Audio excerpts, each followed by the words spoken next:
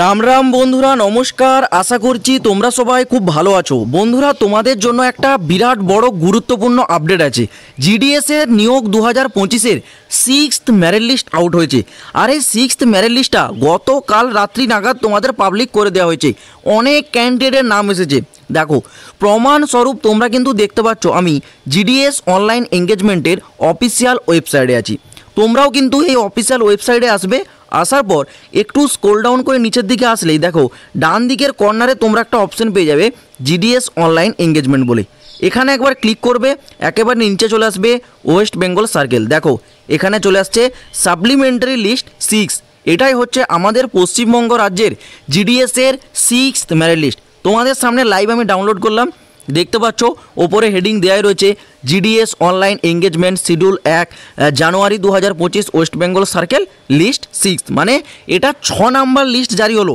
এই 6 নাম্বার লিস্টে কতজন ক্যান্ডিডেটের নাম এসেছে আমাদের পশ্চিমবঙ্গে? দেখো আনএক্সপেক্টেড 86 জন।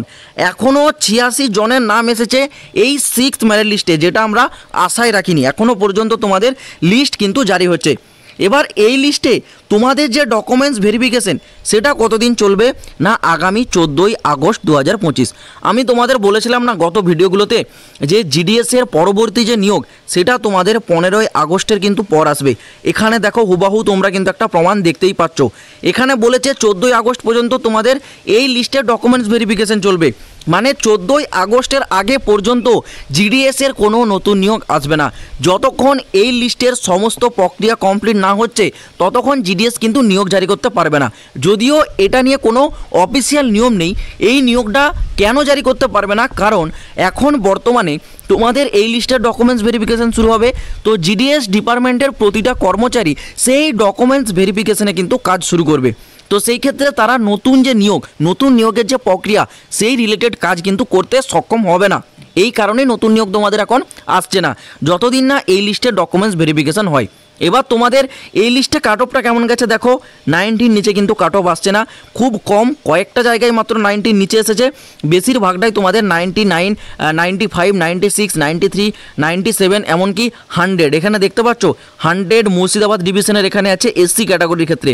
তো কাট অফ কোনো মতেই ডাউন যাচ্ছে না, কারণ এখানে বুঝতেই পারছো রিয়েল ক্যান্ডিডেটের থেকে ফেক ক্যান্ডিডেটের সংখ্যা প্রচুর আছে, যারা ইচ্ছে করে এত পার্সেন্টেজ দিয়েছে। একবার ভেবে দেখো 95, 96, 97, 100 পর্যন্ত আছে যারা মাধ্যমিকের নাম্বার পেয়েছে, অথচ আমাদের পশ্চিমবঙ্গে আমরা তাদেরকে চিনি না।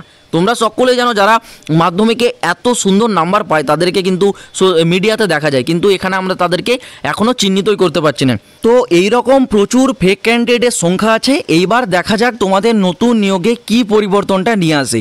আর যারা এই লিস্টটা ডাউনলোড করতে চাও তোমাদের কিচ্ছু করতে হবে না। দেখো ভিডিও ডেসক্রিপশনে আমি টেলিগ্রামের লিঙ্ক দিয়েছি, টেলিগ্রামে যাও, ওখানে আমি এই লিস্টটা আপলোড করে দিচ্ছি। ওখান থেকে সরাসরি ডাউনলোড করবে, তোমাদের রেজিস্ট্রেশন নাম্বারটা সার্চ বক্সে দিয়ে দেখে নেবে তোমাদের নাম আসছে কিনা।